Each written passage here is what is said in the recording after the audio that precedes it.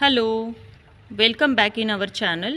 आपले सर्वांच्या आपल्या चॅनलमध्ये मनापासून खूप खूप स्वागत आहे.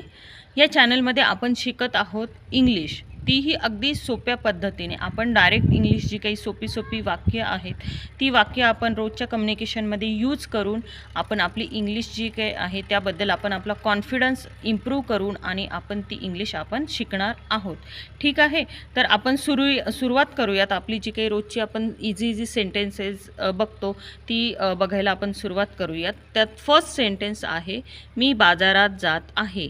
जेव्हा आपण कधी बाहेर जातो, बाजारात जातो, तेव्हा आपण काय म्हणतो की मी बाजारात जात आहे. त्यावेळेस आपण काय म्हणायचं? I am going to market. I am going to market. Easy आहे ना एकदम. नेक्स्ट आहे खाली बस.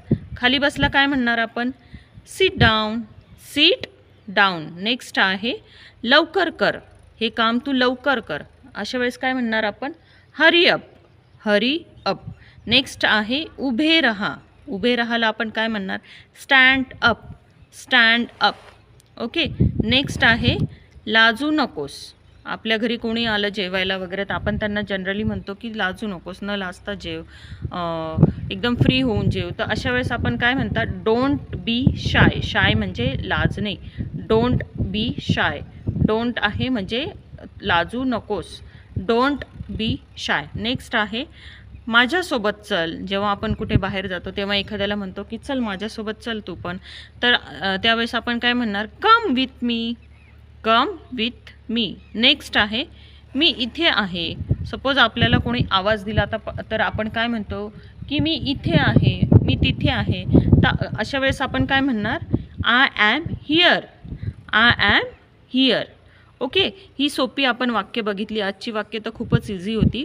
तर जे काही कंपल्सरी आपल्याला स्टेप्स फॉलो करायचे आहेत त्यामध्ये फर्स्ट स्टेप आहे ही जी काही सेंटेन्सेस आपण बघितली ती आपण एका नोटबुकमध्ये लिहायची आहेत. अगदी सुंदर अशा सुटसुटीत पद्धतीने आपण ती लिहायची आहे. आणि ती वाक्य जी आहे ती वाक्य आपल्याला जोरात बोलायची आहेत. जेव्हा आपण कधी एखादं वाक्य जोरात बोलून त्याची सारखी सारखी प्रॅक्टिस करतो तेव्हा ते सेंटेन्स जे आहे ते आपलं लर्न होऊन जातं.